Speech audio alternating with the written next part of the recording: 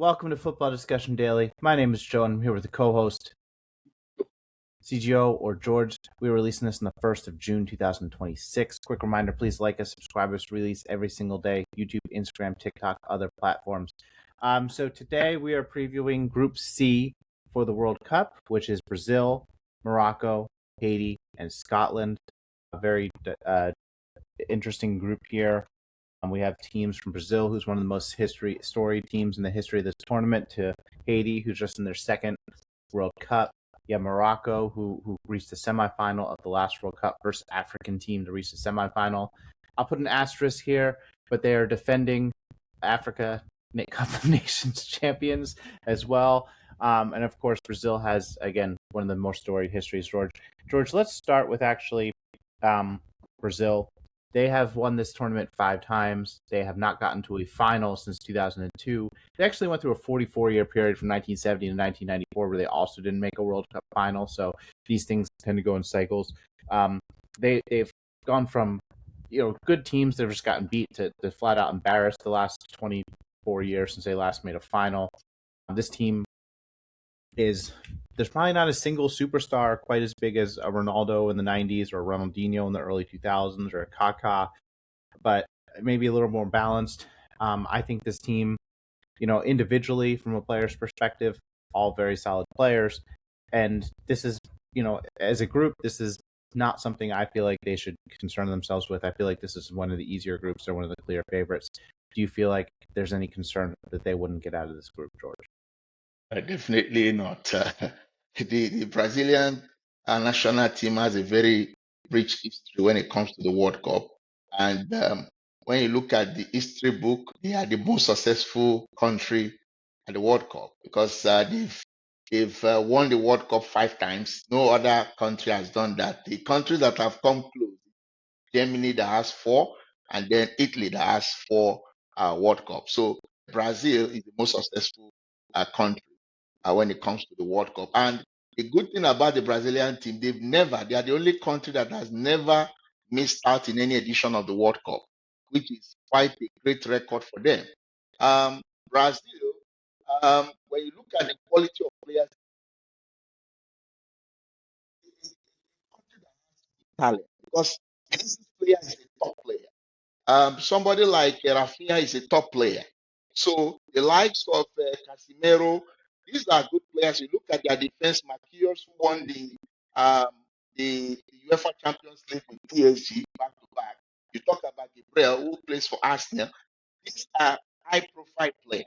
But the problem the Brazilian team had suffered in the past, let me say, decade, is the problem of playing like a unit. There is no teamwork. There is no cohesion the way they play. So when you have a team that are more individualistic the way they approach games, that team cannot really go very far because you have to play like a unit. You have to defend well, not when you leave defensive work for only the defenders. When you start playing that way, then it becomes an issue. George, one advantage I think they'll have though is that Carlo Ancelotti is one of the best managers and one of the best cup specific managers. I always felt he was underperformed in the league for every single team he was on, but in cups tended to overperform. He tends to do well with talented lineups, which we'll have here. He obviously has a great relationship with Vinicius, who was very successful under Ancelotti at Madrid. Vinicius has not liked any of his other managers. There's been a lot of fallout. But I do think that's a beneficial relationship. Fun fact: out of these 3 teams, Brazil has played 16 games against these other teams, and they have 13 wins. And it looks like 39 goals for in those 16 games. So quite a good record. They've let in 6 goals combined against these other teams throughout history. So quite the good record. And of course, Brazil has the greatest player in the history of England last year, Igor Thiago, which will help them immensely. He scored a penalty for them today, and he got called up. George, let's move on to Morocco. They had in their qualifying a 15-game win streak, which surpassed Spain as the longest win streak of all time. They have players all over Europe. They have Hakimi, who just won the Champions League yesterday. They have Brahim Diaz on Madrid. Several players. They got 4th place in the last World Cup. let's ignore the controversy on the AFCON final. They got to the final. They were very good. They were very tough to beat. All that's true on the field. Um, they kind of got to the last World Cup based on their defensive prowess, similar to how Arsenal got to the Champions League final based on that. They had a similar setup in the AFCON. Do you feel like that's their strategy in this tournament in terms of strong defense? A lot of their bigger names are defensive names when I look at their team sheet. Well, the issue is that Morocco, I think they've really improved a lot in the past, let me say, 10 years. They've been very good. You notice that improvement in the way they play, even at AFCON and other competitions.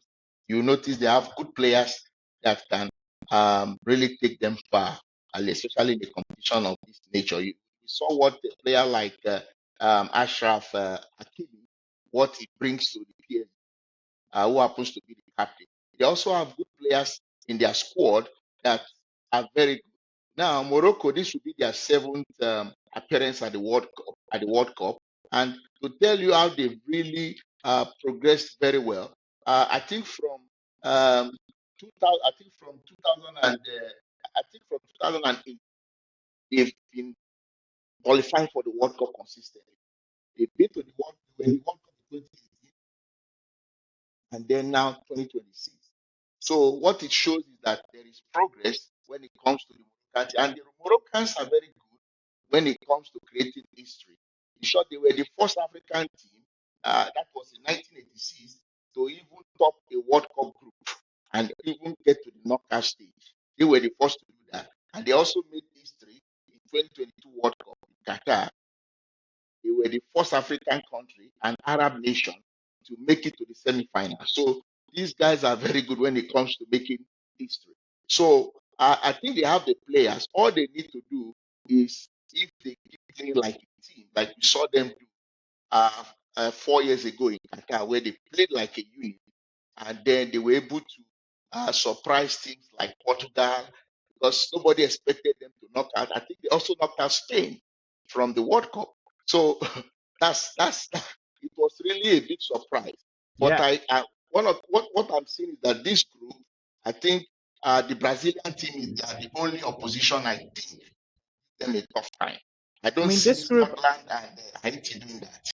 George. I mean, first off, George, you have a mic issue. I think you should fix it before you start talking again. But real quick, I do feel like this group is very clear: 1, 2, 3, 4, much more so than some of the other groups you talked about. Some of the other groups you talked about, again, is very even across the board. The first two groups, this team is very clearly Brazil, Morocco, Scotland, Haiti in terms of quality, in terms of at least players' reputations in Europe, in terms of pedigree. Maybe in terms of pedigree, Scotland might be a little higher, but than Morocco, splitting hairs. But if you combine pedigree and performance the last 10 years, I think Morocco is above Scotland at this point in their respective countries' careers. This tournament could change that narrative, but it's a very clear 1, 2, 3, 4 for me in terms of what the expectations are, what teams are hoping for. I don't think that any of these teams are going to be disappointed to lose to Brazil, but I do think Morocco will be disappointed if they lose to Scotland or Haiti, and I do think Scotland will be disappointed if they don't at least get third and get out of this group. So it will be interesting. Yeah, I mean, Morocco, huh? Morocco is not, they are not new. Them and Scotland, I think they've met before at the World Cup, I think 1998. And when they both met, I remember I watched that game, defeated them 3 goals to nil. The days of Mustafa Aji, who was one of their key players there. So I still have that belief that they still have the players currently that can withstand the Scottish demand. Scotland has, they don't have a very good record when it comes to the World Cup. They have never gone past the group stage of the World Cup, despite being that they qualified for the World Cup on 9 occasions. This will be their 10th appearance. So they don't George, have a real good quick, record. your mic issue is not solved. I'm going to go on to Scotland. Actually has 23 total games. Your mic issue is not resolved, by the way.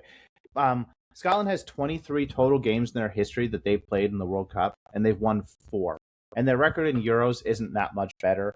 They actually qualified directly. I was surprised. I was looking at it. I could have sworn they qualified through the playoffs this time. But I was looking at through Scotland. They had several names that have had very good seasons in the Premier League. John McGinn, again, great mentality, great. I think that he's a player who's fantastic. I mean, outplays his talent. Not the most talented dude, but just works his socks off. Scott McTominay has had a great couple years in Napoli. I always felt that Manchester United were not the best spot for him, and like they have other players in that team that I've met. Aaron Hickey, he plays for the greatest team in England as well. So talent all around the Scotland team. I do feel like this team might be a little different, and should have the quality to give Scotland a run for the money. I don't think that game will be 3-0 when they meet again this season, huh?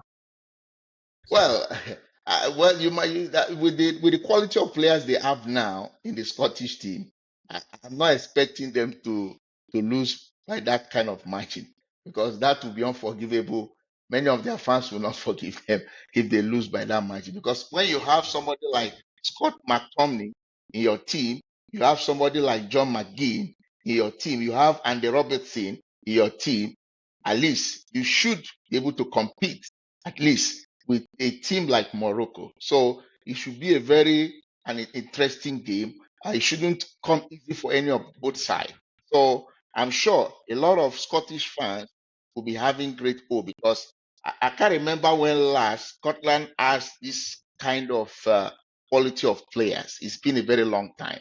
And for them to have qualified for the World Cup after since I think that was 1998 was the last time Scotland came to the World Cup. So if Scotland had been out, haven't qualified for the World Cup since 1998, and they are coming this time in 2026, that shows you that they have good players who have really emerged. And uh, a lot of Scottish fans will be having great expectation that they will be able to break that jinx of uh, scaling through You know, I've talked to a couple of Scottish people. I think they're. I do think that they expect to beat Haiti. Your mic's issue is still happening. You need to fix something, George. I'm going to go on. Um, I do think that they do expect to get third in this group. I don't feel like they're going to be super disappointed. They're just happy to be here. I feel like they're quite realistic in terms of their expectations too. If you go online, I'm sure you can find some crazy people on Twitter being like Scotland's going to win, but the people I know a couple of people from Scotland, and they're all like, we're just happy to be here. They do think they have a solid squad. They can beat anybody on their day. I don't think they have any expectations though that they're going far. But again, like it's just excitement, the unknown in terms of who they're going to play. So, but yeah, you're right. Scotland's never got out of the group. They've won 4 games in their history. That's 23 matches, and over 8 World Cups. And so it's just going to be anything beyond getting out of the group would be gravy for them, and they're probably favorites to get to a knockout for the first time just because of the easier group structure.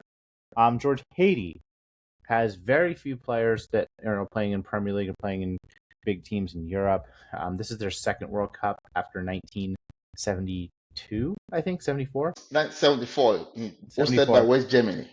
hosted in West Germany. Most of their players are born in France. In qualifying, they actually won their last 2 games in qualifying in order to qualify.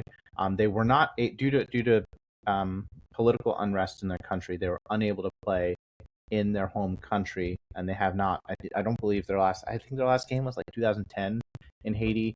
There have been a couple of Haitian players throughout Europe in the past playing under these big teams. I remember Charles Edouard Corridon scored a donkey kick goal in the Champions League semifinal, I think, in like 2004. It's a great goal. Look it up. I believe he was Haitian. But not many superstars on this team, George. Do you feel like the narrative that they're fourth, that they really don't stand a chance of getting out of groups, holds merit? Have you seen this team play? Well, the 80, this is their second appearance. Like you mentioned, 1974 was the last time they featured at the World Cup.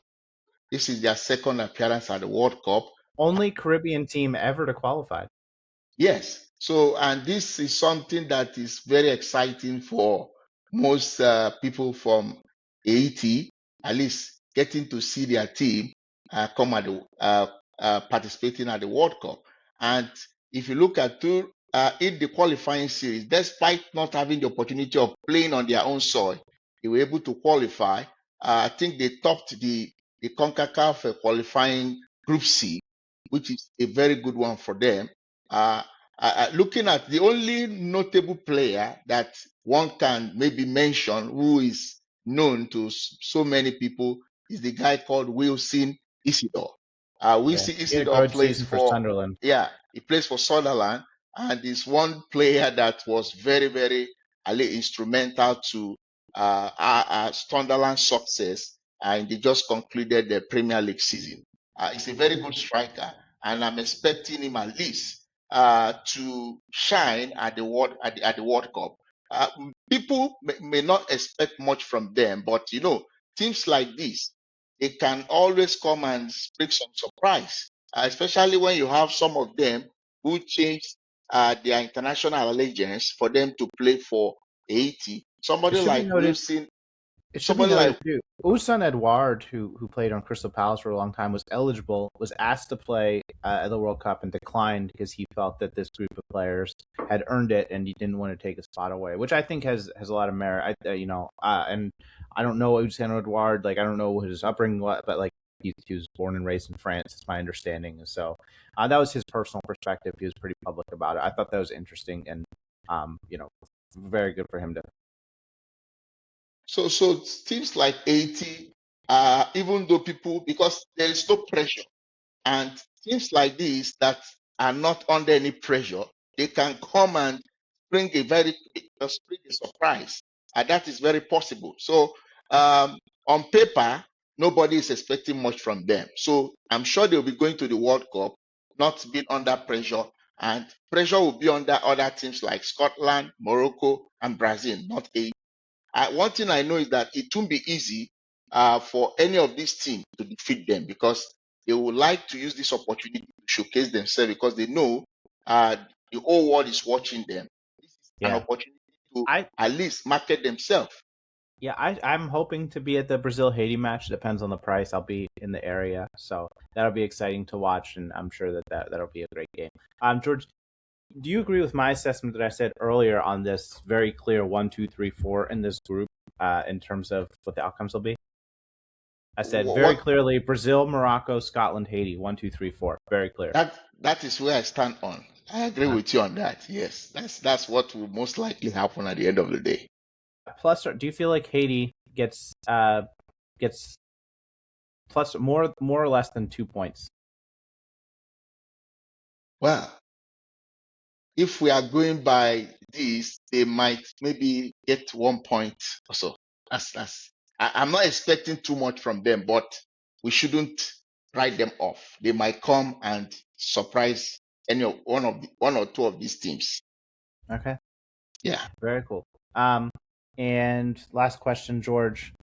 In terms of, do you feel like this Brazil team? Do you feel like they have what it takes to make it go all the way? Because I think they're the only team in this group that is probably even thinking about it realistically. But do you feel like this team has what it takes to go all the way? I think this team is weaker than 2002, weaker than 1994. Definitely, I think it's even weaker than some of the teams the last 20 years. But again, I do feel like world football has just the meta of the tactics of the game have led to more parity, and like the difference between the best teams and the fifth best teams are as shrinking as more data and analytics gets into the sport, and as the sport becomes more global. I do feel like there's more variant. I mean, there's more in a knockout tournament. There's more teams that can potentially make a run and win. Joe, the Brazilian team they have the quality, they have players that can win the World Cup. But the problem, the only concern I have is playing like a unit, showing cohesion the way they play. Everybody getting involved when it comes to marking, pressing high, stuffs like that. Because if the players are not doing that, you have players maybe when they lose possession, they are not trying to track back, or maybe so what they do on and off the ball is very, very important. So if they are not I think working too. for each other, then they will have to suffer for it. I think too they're bringing in Casemiro and Fabinho, and Casemiro has been good in spurts, but like I do doubt his ability physically to do 90 minutes every 3 days for 7 days in extreme heat. And Fabinho too. Fabinho again, very skilled player, very good player at his peak, complete player, could do literally everything. but he looked like he's 40 years old when he was 29, and has played in Saudi for 3 years. So I just don't know if those guys are maybe they physically will turn into 25 again. I feel like this team will be elite, but they're not who they used to be, in my opinion. George, let me close out with their standard questions. Do you, viewer, agree with our assessment? 1, 2, 3, 4: Brazil, Morocco, Haiti, Scotland, Haiti, in that order. Which game in this group are you most looking forward to? Obviously, for me, it's Brazil, Haiti, because I might be there in Philadelphia. And number 3, who do you think is going to be the biggest scorer and biggest performer of this group? Is it a Brazilian player who has a lot of talent, or is it going to be somebody on Morocco and Scotland? Let us know your thoughts. Thank you.